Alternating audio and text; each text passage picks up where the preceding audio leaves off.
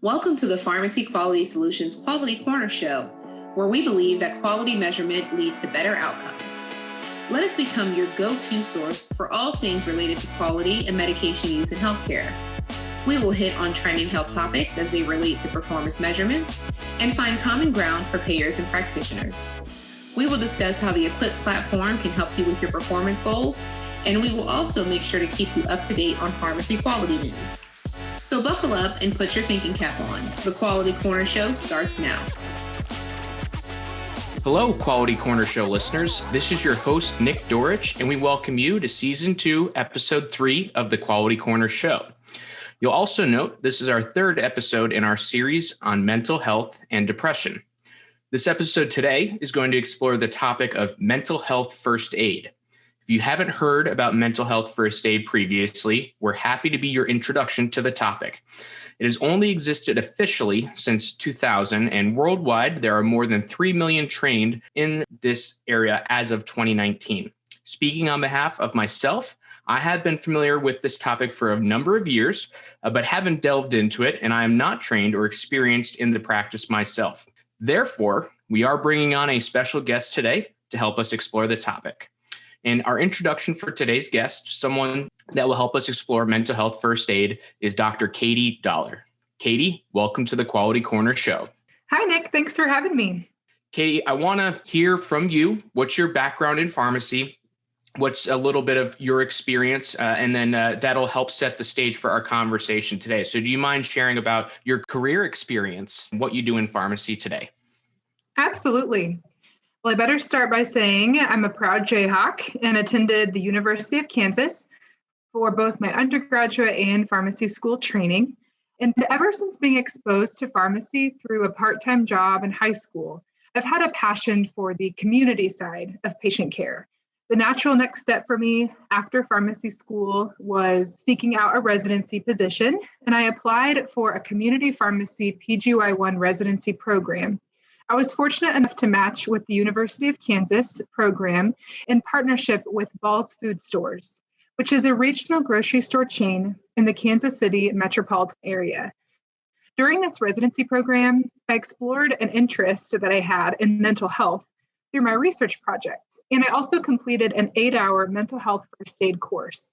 After completing residency, I accepted a position with Ball's Food Stores, where I currently enjoy a hybrid job description, including staffing, working one-on-one with our Ball's Food Stores employees who are enrolled in our cardiovascular and diabetes chronic disease state management program.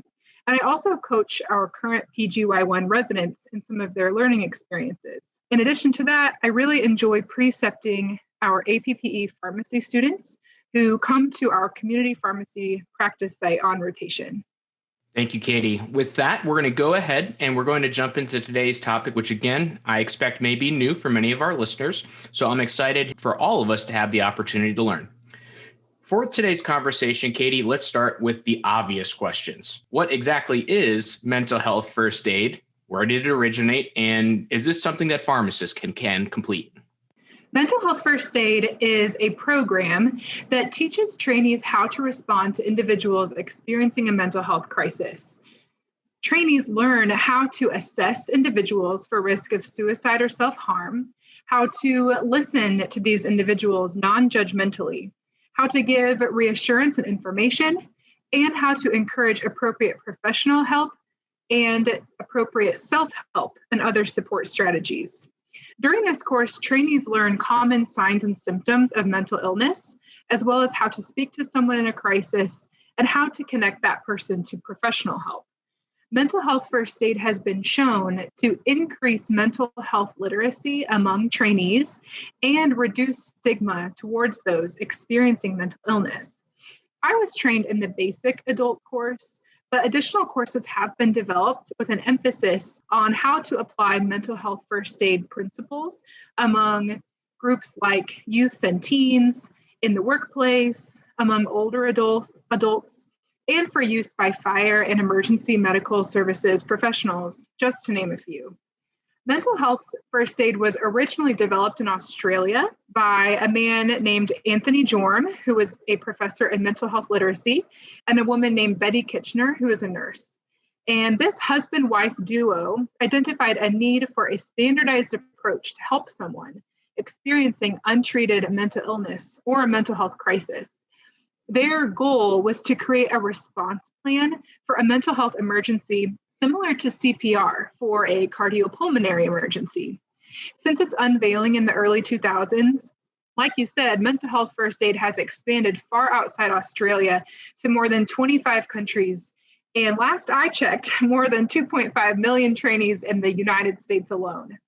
The training is designed for all levels of health literacy and has been completed by people from all backgrounds. So we see first responders take the course, common lay people, healthcare professionals, and even really public figures like Michelle Obama. Katie, it sounds like the background on this, you hear the title mental health first aid. And as someone in healthcare, but as someone who's been involved, whether it be school groups, Boy Scout groups, other things, I've done basic first aid training. I've done CPR training, training on Heimlich maneuver. This seems like it's another tool in the toolbox as we're recognizing yet another way that we can and should be prepared for crises that people may be experiencing and our better recognition of those that are having an event related to mental illness. Is that the correct summary as it relates to definition for mental health first aid? Exactly, Nick. So like you mentioned, as pharmacists, we're commonly trained in CPR because we have this added responsibility of giving immunizations or administering medications. Unfortunately, because of the high prevalence of mental illness, we all are in a position of increased responsibility that we could encounter someone who's having a mental health crisis or experiencing an untreated mental illness. And so I almost see it as a responsibility of being a prepared adult to know, how do I help someone in that situation? I think pharmacists being in healthcare have a huge opportunity to use this skill, but like I said, anyone can become trained. It's a great last comment there, Katie. Really appreciate that. And for our listeners, I hope we've gotten off to a good start to help describe for you what is mental health first aid. We've established that you, Katie, are trained in mental health first aid and that you've also researched this topic. That was how we connected, actually, noting that you had an article that was published in the Journal of the American Pharmacists Association about mental health first aid. How familiar are patients with this topic of mental first aid, and whether it be the patient coming into the pharmacy or just the common person in society? And then do patients or do people know, and do they expect that this is something that they may experience or may have an interaction with the pharmacist when they go to the counter to pick up medications or get any other pharmacist provided service? So these are the exact questions that I brought to my community pharmacy PGY1 residency research project. And to answer those questions, we sampled a population from the Kansas City metropolitan area to determine three things. So 1, have participants heard of mental health first aid? 2, how comfortable are they discussing mental illness with their community pharmacist? And 3, we asked participants if they believe that pharmacists should be trained in mental health first aid. To answer that first question, the vast majority of survey participants, about 85%, had never heard of mental health first aid. When we looked at the second question about participant comfortability discussing mental illness with the pharmacist, our study identified some persistent stigma towards mental illness among the participants. To give some background, a different pharmacist-led study reported that about 90% of those surveyed were comfortable speaking to their pharmacist about a common disease state like diabetes. However, our study revealed that only about 2/3 of participants were comfortable speaking to a pharmacist about mental illness. And that was only if the pharmacist was trained in mental health first aid. When responding to the question if the pharmacist did not have the training, the number of participants who were comfortable discussing a mental illness with their pharmacist dropped to less than half. And for that final third question about whether pharmacists should be trained in mental health first aid, a majority of participants did support the idea. Sadly, we found that about half of those surveyed were unsure if pharmacists even have the skills necessary to discuss mental illness with their patients without that training. Because few people expected to encounter a pharmacist trained in mental health first aid, let alone knew about the training, pharmacists have a huge opportunity to become trained in that skill and increase awareness among their patients and in their communities about mental health first aid training. Thanks for explaining the results and findings with your study, Katie. It's an interesting point, and I know for pharmacists, it's not the first time that we've heard from patients, other providers, or for other groups that they believe or may not believe that pharmacists don't have the necessary requisite training to handle these types of events. But as you referenced with some of the study information, patients, they are trusting their pharmacist to provide information on their medication, information on various disease states. So really what that seems to me is that this one, we need to look at making sure pharmacists have this training. And two, really making sure that that's more familiar with patients, that pharmacists are trained and familiar with that training process as well. So do you have any other thoughts on how else we need to communicate that pharmacists, that prepared and trained pharmacists are ready to help patients in this area? Well, I think a great first step is completing the training yourself. A lot of pharmacists may lack confidence bringing up this topic, and that's one great benefit that this training can provide, is just growing in that confidence and that skill and having these conversations. And I think, like many of our conversations do right now in community pharmacy, it often comes back to viewing your pharmacist as a source of information and as providing a service and a value to the community, rather than just being someone who provides a product. We have great opportunities throughout the year, such as Mental Health Awareness Month, when pharmacists could be having these conversations and really promoting this service. So I think a combination of all of those things really opens the door to these conversations. Thanks, Katie. Final question for our topic on mental health first aid is going to be related to availability of it with pharmacists. How do pharmacists or other healthcare providers feel about readiness and the capability for patients to receive this type of service at the pharmacy or at an ambulatory care setting? And then going a step further, what are your thoughts, or more broadly, what are the general thoughts on whether or not every pharmacist should be receiving and should be trained in mental health first aid? Oh boy. So let's establish a why before I tackle that question. And to do that, I think we can really simply look at the year 2020.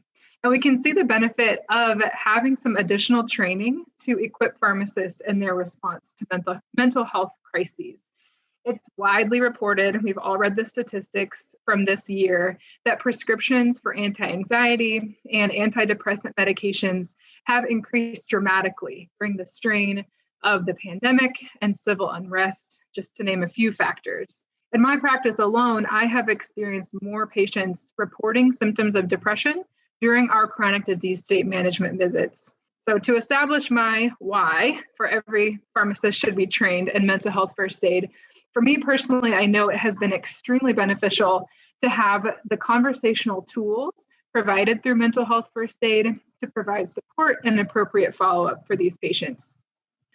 Taking a step back, let's consider pharmacist perspective about mental health first aid training, because if pharmacists themselves don't have the buy-in to do the training, then this is a nice conversation, but we may not see much of an impact.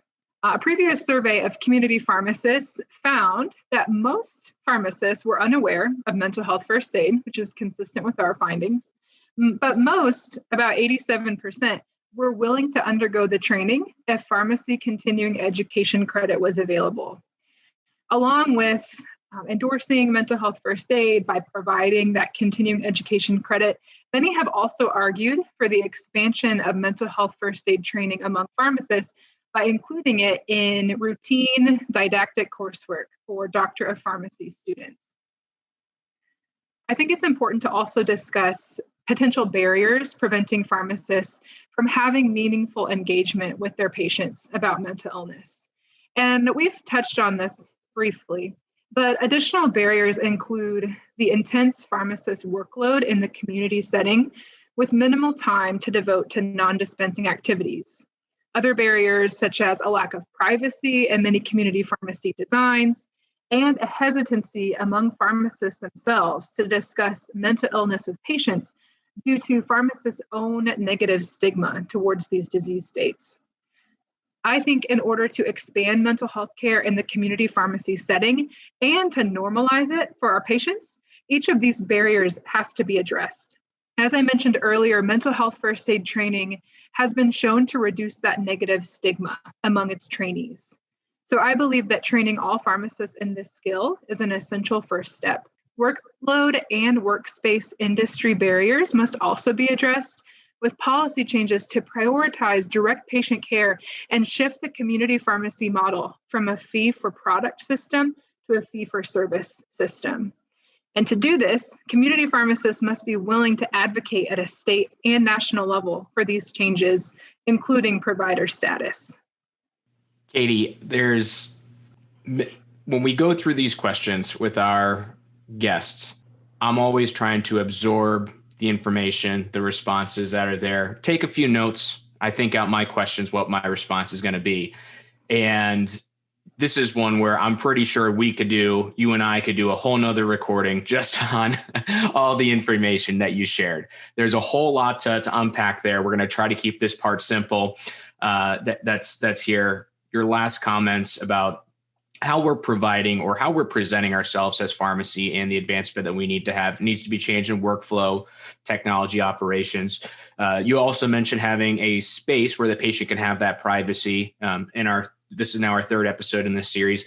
That's something that every one of our guests has mentioned. It's important because of stigma. It's important because of patient perception, because for the topic and disease of mental health, first aid, and or depression that's here. But it really becomes important for pharmacy, even beyond just this particular disease state that we're discussing, right? If I go to a doctor, if you go to a doctor, I'm not there standing out in a public space getting examined, right? And as we as pharmacists want to look at really providing additional services, which pharmacists are often trained and ready to provide, the pharmacy itself, the physical location, very much needs to change. And you referenced as well the technology. We need to have updates that are there so that we can have pharmacists operating from not just behind the counter.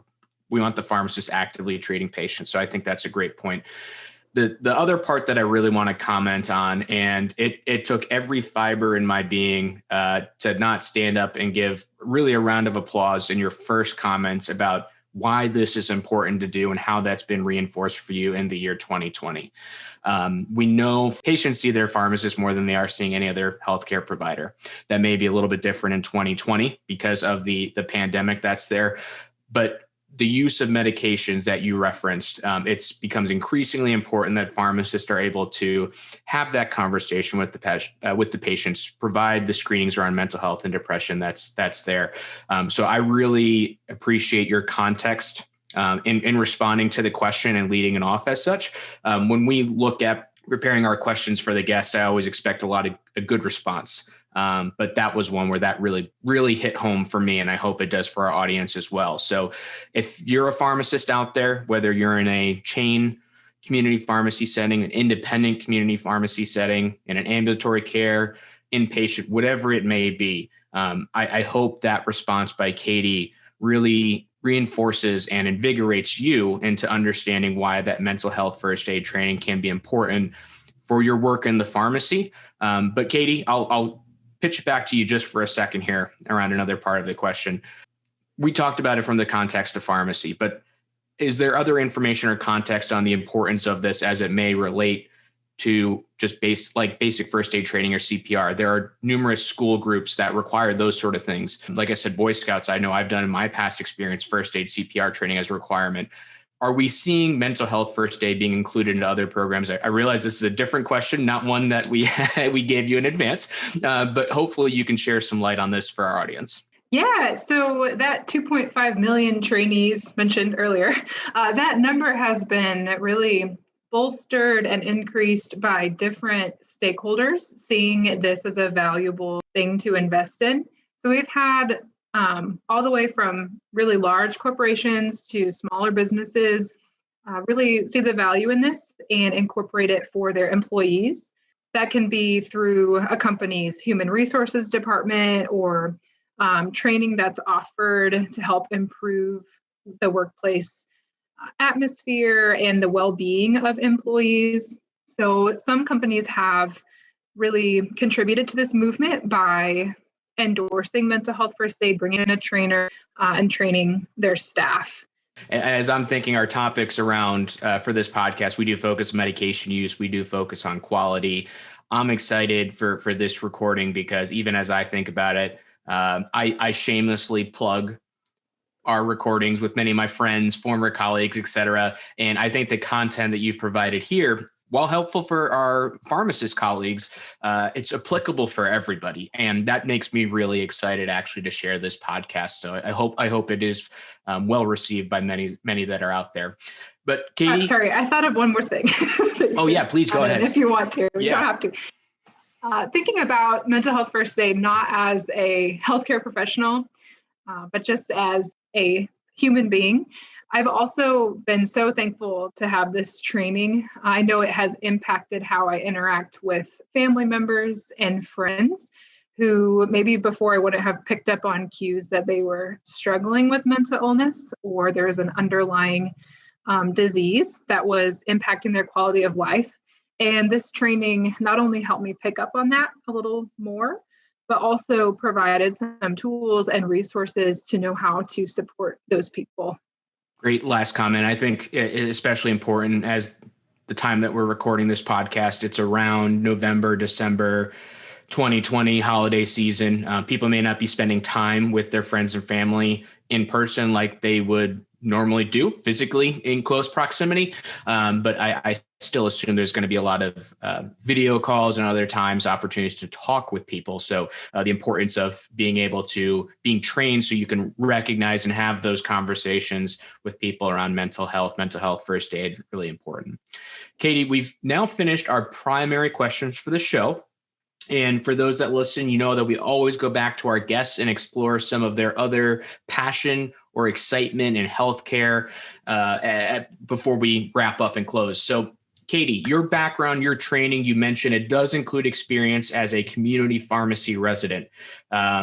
Compared to the quote unquote traditional path for pharmacy residents, that's a small count in the number of opportunities in community pharmacy residencies that are out there. It's a topic that I'm familiar with, but I find many pharmacists are not familiar with it.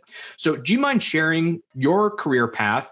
What got you going down the route of being a community pharmacy resident? What caught your eye? And then I'd like to hear your pitch for any student pharmacists that may be listening, why they should consider a community pharmacy residency. Absolutely.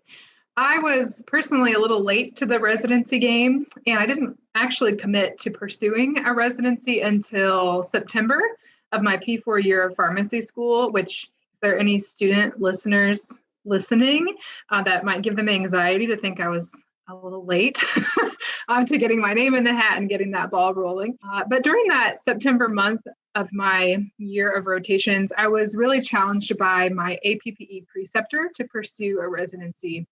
And he helped me realize that while I had received an excellent education from the University of Kansas for pharmacy school, I wanted to challenge myself to continue to learn and grow, particularly with a strong team of preceptors and mentors. And all of this in order to be fully prepared to practice the top of my license in the community pharmacy setting. So he helped open my eyes that there's more to the game and there's more to being an expert than what I could get out of 4 years of pharmacy school. And that was really appealing to me.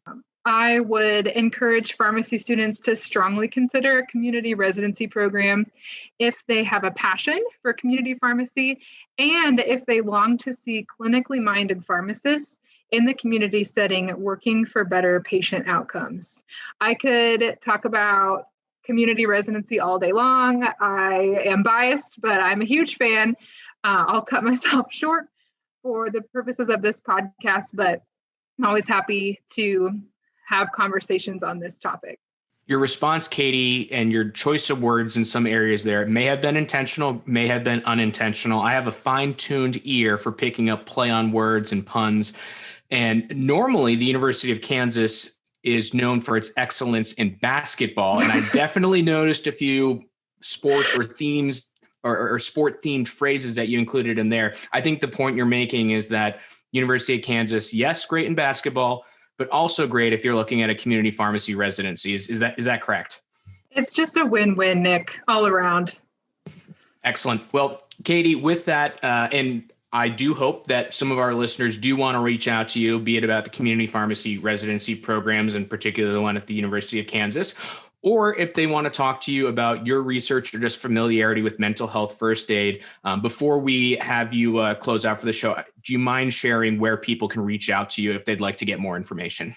Sure. They can contact me by email, and it's my name, katie.dollar@ballsfoods.com.